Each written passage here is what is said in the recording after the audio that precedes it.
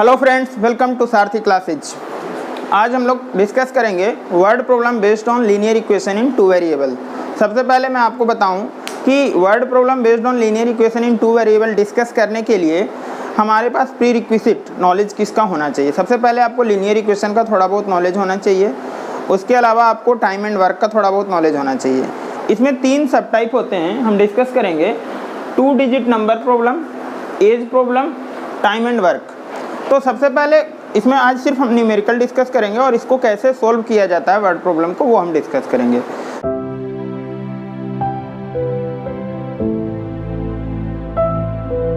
तो जैसा कि आप जानते हैं, नाम से ही पता चल रहा है word problem based on linear equation in two variable. मतलब ये ऐसे एक्सप्रेशन हैं जो कि मैथमेटिकल फॉर्म में नहीं है बल्कि एक्सप्रेशन के फॉर्म में है, मतलब लिखा हुआ है। जैसे मैं बोलूँ मेरी माँ बीमार है, इस तरह के स्टोरीज होंगे, ठीक है। जैसे आप यहाँ देख रहे हैं the sum of a 2 digit number, ये कोई लंबा सा स्टोरी है।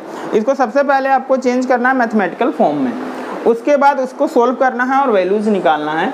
ये अलजबरा के पार्ट में आता है। तो सबसे पहले मैं आपको बताऊँगा कि इस तरह के क्वेश्चन को सोल्व करने के लिए क्या करना चाहिए, जनरल स्ट्रेटजी क्या होनी चाहिए। ये सिर्फ क्लास 10 बोर्ड के व्यूज से इम्पोर्टेंट नहीं है बल्कि आपके कॉम्पिटिटिव एग्जाम में भी काम देगा। तो सवाल ये है कि इस तरह के क्वेश्चन जो है वो कैसे बने। बहुत बार मैं देखता हूँ कि बच्चे इस तरह के क्वेश्चन में बहुत कंफ्यूज हो जाते हैं और बड़े बड़े लोग भी जिनका मैथ अच्छा है वो भी इस तरह के क्वेश्चन में बहुत ज़्यादा दिक्कत महसूस करते हैं। क्यों? क्योंकि ये जो पार्ट है इसमें लोग डेली लाइफ से, प्रैक्टिकल लाइफ से चीज़ों को रिलेट नहीं कर पाते हैं। तो सबसे पहले देखो, इसका मैं शॉर्ट ट्रिक आपको बताऊंगा कि आप जैसे ही आपको क्वेश्चन आए सबसे पहले आप इसको डेली लाइफ से जोड़ने की कोशिश करो। उसके अलावा जो लास्ट लाइन है, बाकी क्या कहानी है उससे मतलब नहीं है। 99% क्वेश्चन आपके लास्ट लाइन से ही बन जाएगा। जैसे देखिए इसमें क्या है, find the number, how many numbers are there. 2 part है इसका, फाइंड द नंबर, नंबर निकालना है। तो आपको इस पे ध्यान देना कि नंबर निकालना है। अब है the sum of a 2 digit number and the number obtained by reversing the digit. सबसे पहले हम सीखेंगे कि 2 डिजिट नंबर को हम लोग लिखते कैसे हैं।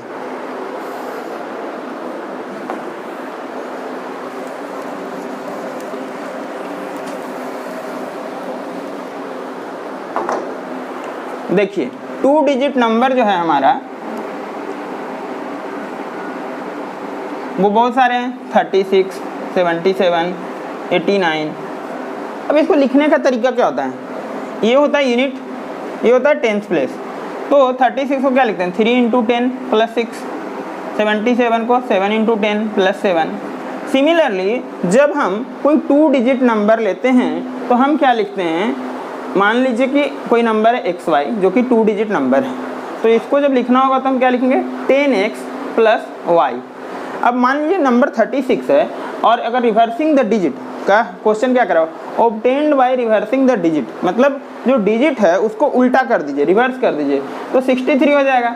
तो जो 10 से मल्टीप्लाई हो रहा था वो किससे मल्टीप्लाई होगा, 1 से, और 1 से मल्टीप्लाई करने पे कोई वैल्यू में चेंज आता नहीं है, इसलिए मैंने यहाँ 6 × 1 नहीं लिखा है। तो 63 क्या हो जाएगा, 6 × 10 + 3। तो सबसे पहले फाइंड द नंबर, जो मैं बताया था ट्रिक आपको कि लास्ट पार्ट पे हमको ध्यान देना है, फाइंड द नंबर। तो नंबर हम मान लेते हैं कि नंबर जो है वो क्या है, XY है। अब XY जो नंबर है उसको जब हम एक्सपैंड करेंगे तो 10x + y लिखेंगे। तो हमारे पास जो नंबर है ओरिजिनल नंबर वो क्या है, 10x + y। अब कह रहे कि डिजिट को हमने रिवर्स कर दिया, मतलब पहले जो नंबर था वो अगर XY था तो अब जो नंबर है वो YX है। तो ये जो नंबर रिवर्स होके क्या होगा, वो हो जाएगा 10y + x। ये रिवर्स करने के बाद हुआ। अब क्या करा, the sum of a 2 digit number, इसका और इसका sum, and the number obtained by reversing the digit is 66। दोनों का सम कितना है, 66। ऐड कीजिए, 10x + x 11x + 10y + y 11y। अब ध्यान से देखिए 66 में 11 का टेबल है, तो 11 कॉमन अगर हम लेंगे तो यहाँ पे आएगा x + y = 11 × 6। 11 कैंसिल आउट, तो x + y = 6। ये आपका है पहला इक्वेशन। जो मेन हमारा मुद्दा रहेगा लीनियर इक्वेशन इन 2 वेरिएबल में, क्योंकि हमारे पास 2 वेरिएबल है तो हमारे पास कितने इक्वेशन होने चाहिए, 2 इक्वेशन होने चाहिए ताकि क्वेश्चन सोल्व हो सके। अब क्या है, एक और दिया होगा इक्वेशन बनाने के लिए कोई expression, if the digit of the number differ by 2, अब डिजिट जो है, डिजिट क्या है, x और y है, ये कितने से डिफर कर रहा है, 2 से, तो दो केसेज होंगे, x minus y equal to 2 and y minus x equal to 2। इसका भी मैं एक्सप्लेनेशन देता हूँ कि जैसे मान लीजिए नंबर 46 है, 64 भी हो सकता है, तो x minus y equal to 2 भी हो सकता है और y minus x equal to 2 हो सकता है।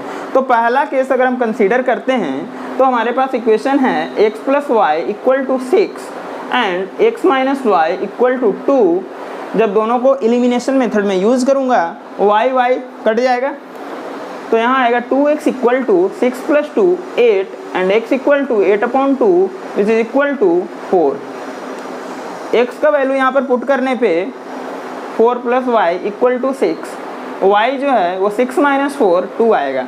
तो हमारे पास जो नंबर आया वो पहला ओरिजिनल नंबर क्या है, 10x प्लस वाई, तो 4 into 10 plus 2 which is equal to 42। ये तब हमारा आया जब हमने केस 1 इसको कंसीडर किया था।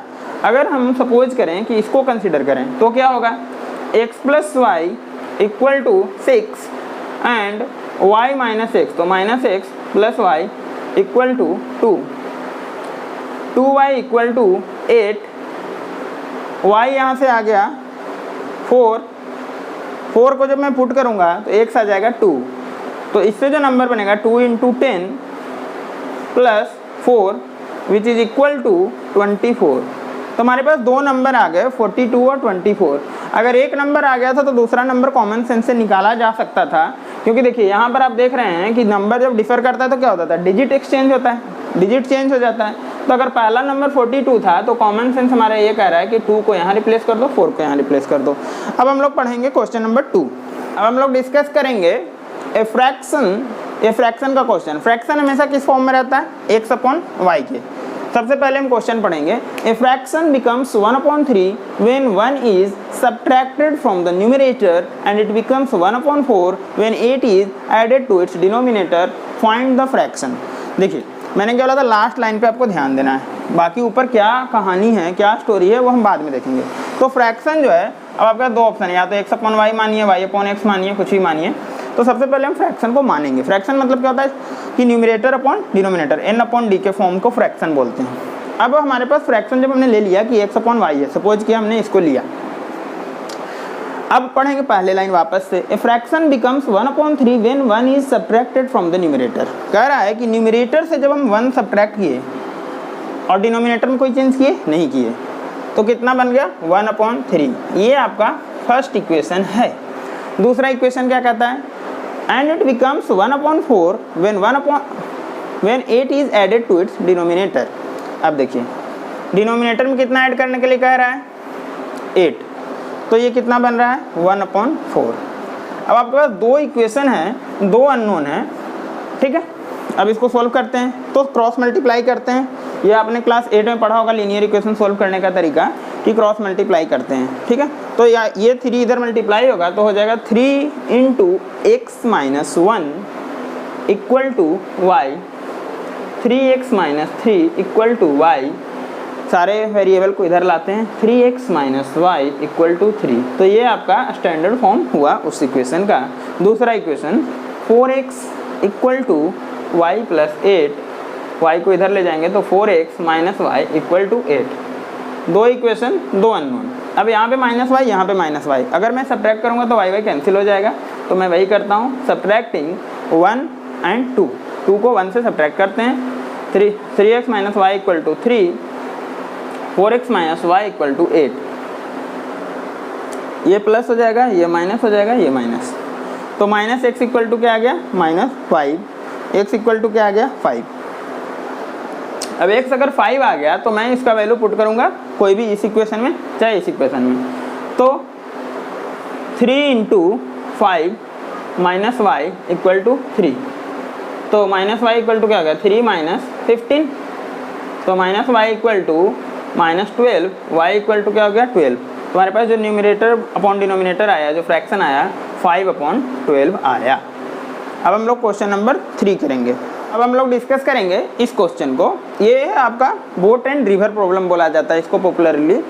ये क्वेश्चन जो है वो बहुत टेक्निकल नहीं है, बहुत इजी है, बस इसको आपको नेचर से जोड़ना होगा। मतलब आप अपने लाइफ से जोड़ो इसको। कैसे देखो, जैसे मान लो अगर कभी आप रिवर में नहाने गए हो, रिवर में स्विमिंग करने गए हो, तो आप देखोगे कि जिस तरफ नदी की धारा होती है, जिस तरफ स्ट्रीम की धारा होती है, जिस तरफ स्ट्रीम की स्पीड होती है, मतलब जैसे मान लो नदी इस स्पीड में जा रही है, ठीक है, अगर नदी इधर जा रही है तो इधर आप क्या ध्यान दोगे कि इधर तैरना बहुत आसान होता है। क्यों? क्योंकि नदी भी हमें फोर्स लगाती है जिससे हमारे लिए तैरना बहुत आसान होता है। जबकि इधर इस मोशन को बोला जाता है डाउन स्ट्रीम। जिधर नदी की धारा होती है उधर क्या बोला जाता है? Down stream. क्यों डाउन स्ट्रीम बोला जाएगा? क्योंकि देखिए पानी जो है वो हमेशा क्या होता है? ऊपर से नीचे जाता है, नीचे से ऊपर पानी नहीं जाता है अनलेस एंड अनटिल कोई मोटर वगैरह यूज ना हो। तो डाउन स्ट्रीम में हमेशा क्या स्पीड होगी? नीचे जाएगी, हमेशा स्पीड ज़्यादा होगी। क्यों? क्योंकि उसमें नदी की स्पीड, धारा की स्पीड इंक्लूड है। जबकि अप स्ट्रीम में क्या होगा कि नदी हमें अपोज करेगी, जो स्ट्रीम है वो हमें अपोज करेगी, हमारी कुछ स्पीड होगी, उसके अपोजिट मोशन में वो हमें खींचेगी। तो इसलिए हमेशा इधर स्पीड कम होगा। अब जो मेरा कंसेप्ट है वो कंसेप्ट क्या है कि हमें कोई कैसा भी वर्ड प्रॉब्लम हो, हमें सिर्फ लास्ट लाइन पे ध्यान देना है, लास्ट और सेकंड लास्ट। अब देखिए, determine the speed of stream and that of boat in still water. अब मान लीजिए कि हमारे पास कोई बोट है, कोई हमारे पास नाव है जिससे हमने चलाना शुरू किया। तो डाउन स्ट्रीम में जो इसका स्पीड होगा वो क्या होगा? ज़्यादा होगा, प्लस होगा। अप स्ट्रीम में क्या होगा? माइनस होगा। अब हम क्या करेंगे कि सबसे पहले बोट इन स्टिल वाटर, मान लीजिए कि बोट इन स्टिल वाटर का speed, boat in still water speed of boat, speed of boat हम कुछ मान लेते हैं कि भाई अभी बोट ऐसे ही चल रहा है, कोई पानी नहीं इधर जा रही नहीं इधर जा रही, तो स्पीड क्या होगा? x होगा। अब कह रहा है determine the speed of stream, तो इसको भी मानना पड़ेगा कुछ स्पीड ऑफ। देखो सिंपल सी बात है, जब linear equation in two variable है तो दो चीज़ें तो हमें माननी पड़ेगी। तो स्पीड ऑफ स्ट्रीम, अब नदी की धारा की स्पीड, स्ट्रीम की स्पीड हमने मान लिया y। अब डाउन स्ट्रीम में तो बहुत आसान है कि भाई दोनों ऐड कर दो, x प्लस वाई, ये आपका हो गया डाउन स्ट्रीम का स्पीड। लेकिन अप स्ट्रीम में x माइनस वाई होना चाहिए या y माइनस एक्स होना चाहिए। बच्चे अक्सर ये सवाल पूछते हैं कि क्या होना चाहिए। देखिए ध्यान से, अगर स्ट्रीम की स्पीड y माइनस एक्स में लिखता हूँ, इसका मतलब कि हम मान के चल रहे हैं कि स्ट्रीम का स्पीड क्या है? ज़्यादा है और बोट का स्पीड कम है। तो इसका मतलब कि जाना चाहिए उसको अप स्ट्रीम और वापस पीछे मुड़ने लगेगा, क्योंकि धारा जो है उसको वापस इधर ले आएगी। तो हम क्या मानेंगे? y माइनस एक्स के जगह पर x माइनस वाई मानेंगे। ठीक है, क्यों? क्योंकि जब तक बोट की स्पीड ज़्यादा नहीं है, बोट की स्पीड ज़्यादा हो, मान लीजिए और सिंपल करता हूँ इसको, मान लेते हैं कि बोट का स्पीड x जो है वो 10 है और y जो है वो 6 है। तो नीचे जब जाएगा तो 10 प्लस 6 16 हो जाएगा, ऊपर जब आएगा तो 10 माइनस 6 4 हो जाएगा। अगर मैं उल्टा कर देता हूँ तो 6 माइनस 10 माइनस 4 हो जाएगा। इसका मतलब कि दोनों बार नदी की धारा किधर, मतलब दोनों बार बोट किधर गया? इस डायरेक्शन में गया। तो इसलिए कंफ्यूज नहीं करना, हमेशा क्या लेना है? x माइनस वाई लेना है। अब हम क्वेश्चन सोल्व करते हैं। डाउन स्ट्रीम का स्पीड हमने मान लिया, downstream x plus y, upstream हमने मान लिया x माइनस वाई। अब आपने टाइम एंड डिस्टेंस में पढ़ा होगा कि टाइम इक्वल टू क्या होता है? Distance upon speed. एक फॉर्मूला पढ़ा होगा, distance equal to speed into time. तो ध्यान से देखिए, कह रहा है 30 किलोमीटर अप स्ट्रीम जा रहा है, 30 किलोमीटर अप स्ट्रीम गया और 44 किलोमीटर डाउन स्ट्रीम गया और कितना घंटा लगा? 10 आवर। तो क्या टाइम जो है डिस्टेंस दे रखा है, ये डिस्टेंस है, स्पीड हमें पता है, डाउन स्ट्रीम में स्पीड कितना है? x plus y, upstream में कितना है? x minus y. Total time कितना लग रहा है? 13 आवर्स। तो यहाँ पे 13 आवर्स लगे। ये आपका पहला इक्वेशन हुआ। अब हम दूसरे इक्वेशन पे जाते हैं। It can go to 40 kilometre upstream, तो 40 upon x minus y and 55 kilometre downstream, 55 upon x plus y, और टाइम कितना ले रहा है? In 13 hours. यहाँ पे 10 आवर्स होगा, सॉरी, और यहाँ पे 13 आवर्स। ठीक है, अब इस क्वेश्चन को मैं सोल्व करता हूँ। तो आपके पास दो इक्वेशन आ गया। अब ये वर्ड प्रॉब्लम नहीं रहा, अब ये लीनियर इक्वेशन बन गया। अब आपको इसको सोल्व करने आना चाहिए, जैसा कि हमने पिछले लेक्चर में बताया था, पर अभी फिर मैं बता दूंगा कि let 1 upon x minus y को हम मान लेते हैं u या p q, कुछ भी मान लेते हैं, क्योंकि ये लीनियर इक्वेशन अभी नहीं है, क्योंकि देखिए यहाँ पे डिग्री क्या है -1 और पॉलिनोमियल क्या कहता है कि डिग्री हमेशा पॉजिटिव नंबर या 0 होना चाहिए। दूसरा 1/x + y को मैं क्या मान लूँगा भी। तो अब जो इक्वेशन है वो हो जाएगा 30u + 40v = 10। दूसरा इक्वेशन हो जाएगा 40u + 55v = 13। अब देखिए 3 में कॉमन है तो 10 कैंसिल कर दीजिएगा, तो यहाँ पे आएगा 3u + 4v = 1। यहाँ पे आपका आ जाएगा 40u + 55v = 13। इसको सोल्व करते हैं, कैसे सोल्व करेंगे देखिए। 3u + 4v = 1, 3u + 4v = 1, 40u + 55v = 13। अब इसमें कुछ भी कॉमन वगैरह नहीं दिख रहा है, तो एक तो तरीका आपका ये है कि आप सब्स्टिट्यूशन मेथड यूज़ कर सकते हो, u का वैल्यू 1 - 4v/3 इसमें पुट कर सकते हो। दूसरा एलिमिनेशन, तो इसको 40 से मल्टीप्लाई करो और इसको 3 से मल्टीप्लाई करो।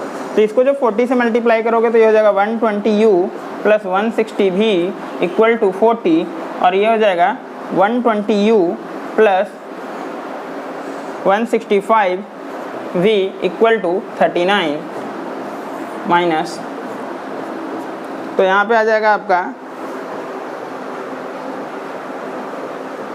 -5v = 1, तो v = आ जाएगा आपका -1/5।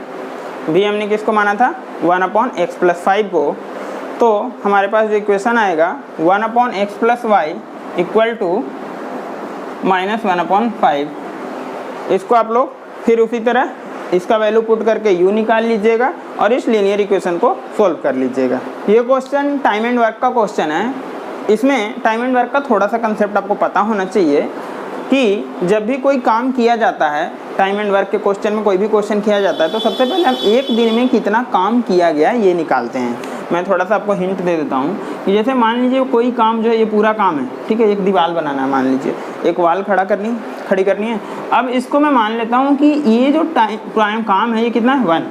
अगर मान लीजिए किसी काम को करने में हमें 10 दिन लग रहा है, उस पूरे काम को करने में कितने दिन लग रहा है 10 दिन लग रहा है, तो एक दिन में मैं उस काम का कितना हिस्सा कर पाऊँगा 1/10। इसको और सिंपल करते हैं, ठीक है। जैसे मान लीजिए कि मुझे इस घर को में 10 पाए हैं, 1 2 3 4 5 6, इस तरह से टोटल 10 पाए हैं।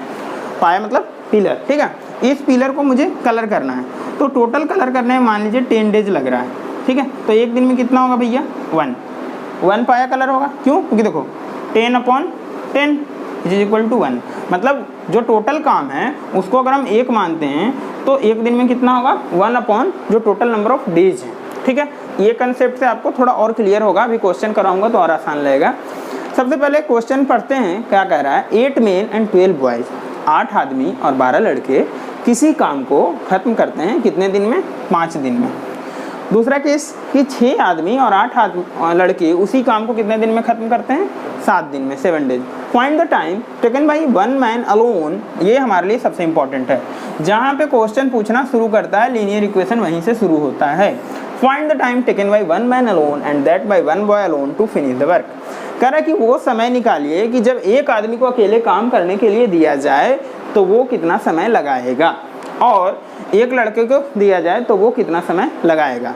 तो हमें यहाँ पर मानना शुरू करते हैं कि time taken by 1 man alone, एक आदमी अकेला सारा काम निपटाता है तो कितना लगता है x डेज, ठीक है।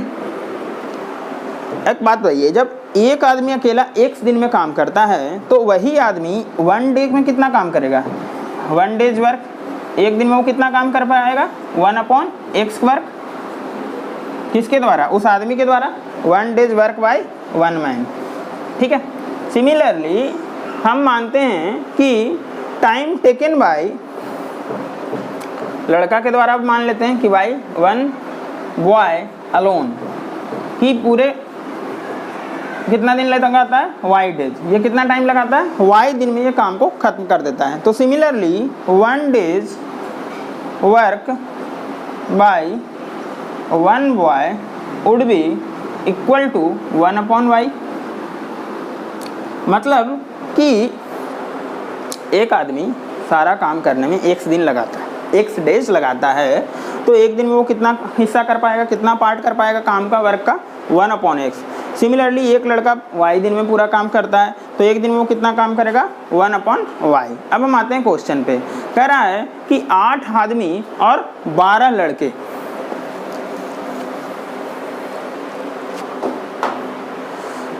कितना दिन लेते हैं, 5 दिन। तो 5 दिन में ये कितना काम करेगा, इंटू 5। ये कितना काम करेगा, इंटू 5। आपको समझ आ गया। अब हम आगे आते हैं। 8 आदमी और 12 लड़के, तो 8 आदमी कितना काम करेंगे 8/x प्लस 12/y। 5 दिन में उन्होंने टोटल काम निपटा दिया 5 डेज में। तो 1 डे में कितना काम करेंगे, 5 डेज में टोटल वर्क अगर उन्होंने कर दिया तो 1 डेज में कितना करेंगे टोटल वर्क, तो 1 डे में कितना करेंगे 1/5। तो 8/x plus 12/y equal to 1/5। इसको फिर से समझते हैं कि 8 आदमी ने जो काम किया, ठीक है, वो कितना काम किया 8 × 1/x। 12 आदमी ने कितना किया 12/y, 12 × 1/y, कि टोटल एक दिन में कितना काम हुआ 1/5। ये आपका फर्स्ट इक्वेशन है। दूसरा इक्वेशन बनाते हैं, 6 मैन एंड 8 बॉयज। तो 6/x प्लस 8 लड़के काम किए 8/y। इन्होंने कितना टाइम लिया था टोटल 7 दिन। तो एक दिन में ये कितना काम करेंगे 1/7। ये आपका इक्वेशन नंबर 1 और ये इक्वेशन नंबर 2 है। ये 1/5 क्यों लिख रहा हूँ मैं फिर से समझा देता हूँ, क्योंकि 5 दिन में इन लोगों ने पूरा काम खत्म कर दिया, लेकिन मैं कितने दिन के लिए ले रहा हूँ, 1 दिन के लिए। तो 5 दिन में अगर 5 पाया इन्होंने रंगा, 5 दिन में पूरे दीवार को रंग दिया, तो एक दिन में कितना रंग पाएंगे 1/5 कलर कर पाएंगे। अब इस लीनियर इक्वेशन को मैं सॉल्व करने के लिए, क्योंकि ये लीनियर इक्वेशन है नहीं, तो इसको सबसे पहले लीनियर इक्वेशन बनाएंगे, क्योंकि इसका डिग्री -1 में है। तो 1/x को मैं मान लेता हूँ p और 1/y को मान लेता हूँ q। तो हमारा बन गया 8p plus 12q equal to 1/5। यहाँ पे 6p plus 8q equal to 1/7। अब देखिए ये 6 है, ये 8 है, तो इसको क्या करेंगे, मल्टीप्लाई कीजिए इक्वेशन 1 को किससे, 8 और 6 का एलसीएम लेते हैं तो आता है 24। तो इंटू 3 और इसको कीजिए 4 से, तो ये हो जाएगा 24p plus 36q equal to 3/5। और यहाँ पे हो जाएगा 24p plus 32q equal to 4/7। अब इसको सब्ट्रैक्ट कीजिएगा तो ये कैंसिल आउट हो जाएगा। यहाँ पे आएगा 4³ इक्वल टू 3/5 माइनस 4/7। तो 4³ इक्वल टू एलसीएम लीजिए 5 और 7 का 35। 5 से बन जा 7 3 जा 21 माइनस 7 5 जा 5 4 जा 20 इक्वल टू 1/35। तो Q आपका आ गया 1/35 into 4 which is equal to 1/140। अब हमने Q माना क्या था 1/y को, तो 1/y हो गया हमारे पास 1/140। तो y हो गया आपके पास 140 डेज। y हमने क्या माना था बच्चों, y हमने माना था कि time taken by 1 boy alone, मतलब अगर लड़का अकेले काम करेगा तो 140 दिन लगेगा। इसको इसमें पुट कर लीजिए, किसी में इसमें पुट कर लीजिए, इसमें कर लीजिए, इसमें कर लीजिए, किसी में कर लीजिए, ठीक है। तो करते हैं, इसी में मैं कर देता हूँ। तो 8/x प्लस 12/y कितना है 140। तो 140 इक्वल टू 1/5।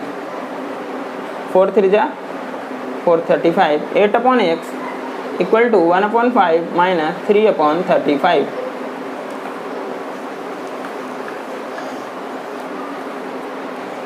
फाइव और 35 का एलसीएम 5 से बन जा माइनस 3 8/x। तो ये हो गया 8/x इक्वल टू 4/35। 4 2 जा 8, x इक्वल टू आ गया 70 डेज। मतलब अगर आदमी कोई काम करेगा तो कितना, 1 मैन कितना टाइम लेगा 70 डेज, और अगर कोई लड़का काम करेगा तो कितना लेगा 140 days. Thank you for watching this. अगर आप लोग का कमेंट में और क्वेश्चन करने का एक रिक्वेस्ट आया तो हम लोग और क्वेश्चन करेंगे। Thank you for watching.